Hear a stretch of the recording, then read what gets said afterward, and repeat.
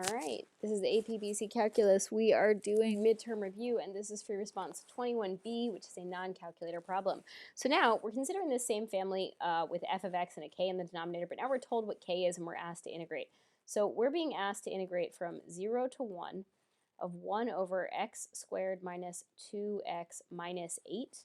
So I notice that this denominator factors. Right away I see it's an x minus 4 and an x plus 2. So I do a quick double check just to make sure that the two domain issues, right? So there are two domain issues here. I can't have x is 4 and I can't have x is negative 2. But that's okay because the x is 4 and the x is negative 2 don't fall in the window from 0 to 1. So this is not an improper fraction, and this is just going to be straight up partial fractions. So I'm going to do my partial fractions work separately. So I'm going to say that this is this 1 over x minus 4 times x plus 2 is a over x minus 4 plus b over x plus 2, right? I multiply to get a common denominator, so I'm going to multiply this guy by the thing he's missing, right? And I'm going to multiply this fraction by the factor he's missing. And what ends up happening is they all have the same denominator now, so I can basically just cheat and ignore the denominators and pay attention to the numerators. So I get 1 equals a times the quantity x plus 2 plus a b times the quantity x minus 4. When I do some clever substitution, we'll start with plugging in a negative 2. I get 1 equals the a stuff gets knocked out by the negative 2 plus 2, so I get a negative 6b.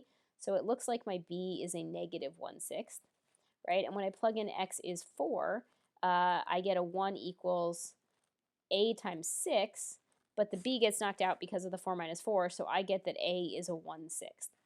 So I'm going to suggest that you rewrite this thing. And again, I'm cheating. I'm not saying this is the integral. I'm being very clear that this is partial fractions work, and we'll get back to the integral. You can't say that two things that are not equal are equal. So this is an integral, which is not equal to this non-integral thing, but I can separately do the work, which is a lot easier. So I'm going to go ahead and say that this is a 1/6 over an x minus 4 plus a negative 1/6 over an x plus 2. But the thing is, it's way easier if I yank that 1/6 out and treat it as a 1 over x minus 4 plus a negative 1 over x plus 2. So that's what I'm going to integrate down at the bottom. So, oops, sorry, you can ignore that. That's old work. So, I'm going to take this integral, and I want 1/6 times the integral of 1 over x minus 4 plus a negative 1 over x plus 2.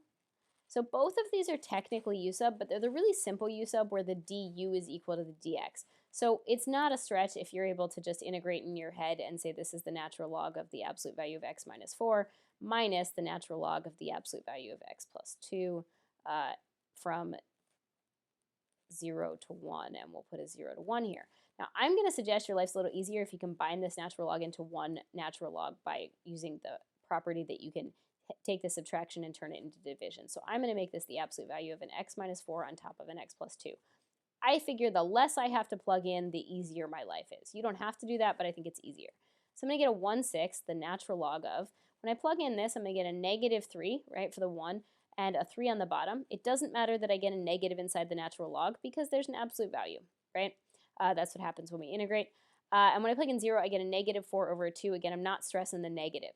So I get that this is a 1/6 natural log of 1, which we'll deal with in a sec, minus a 1/6 natural log of 2. Well, natural log of 1 is a 0, so my final answer just ends up being a negative 1/6 natural log of 2. And that's it.